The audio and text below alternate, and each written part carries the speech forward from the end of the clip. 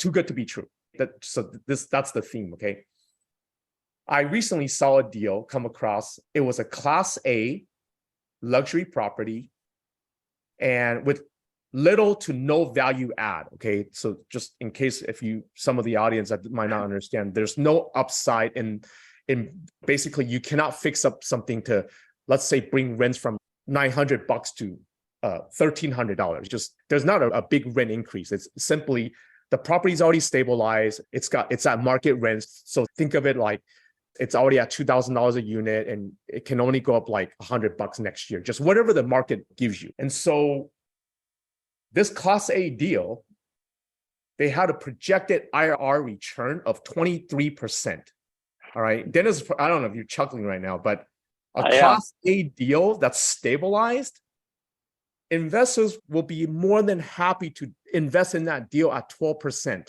Okay. Because these things don't have a lot of upside. You get a lot of cash flow as the investment strategy, and that's perfectly good.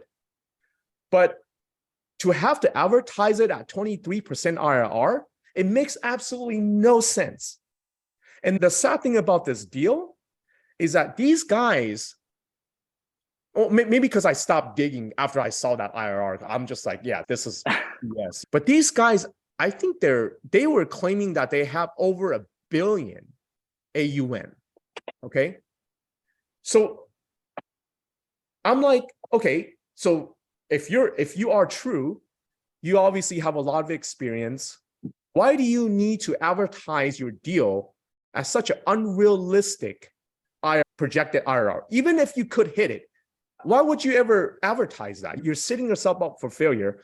Why not just tell people a realistic number like 12%?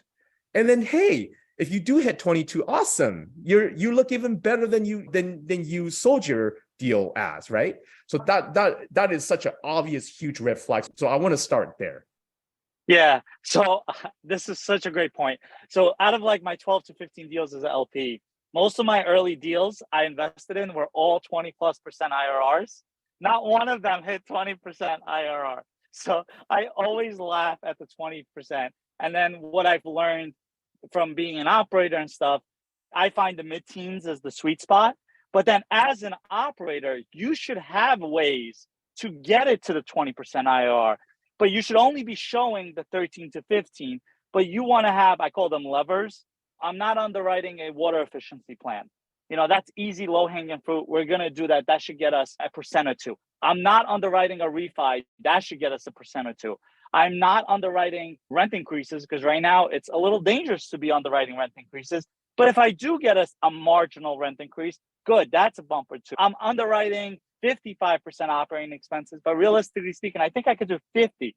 Like I call them these levers, and between you and the general partnership team, you need to be very familiar with them, but you should almost kind of leave out some of these levers in the underwriting.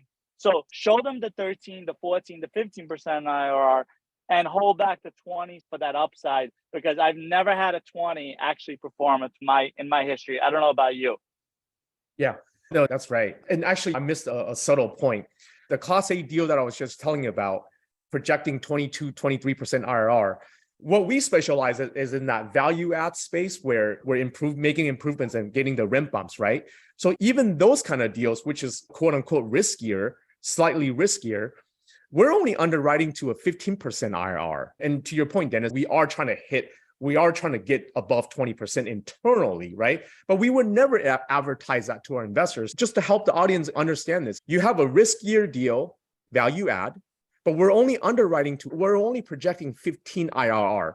And this luxury deal that has no upside is at 22%.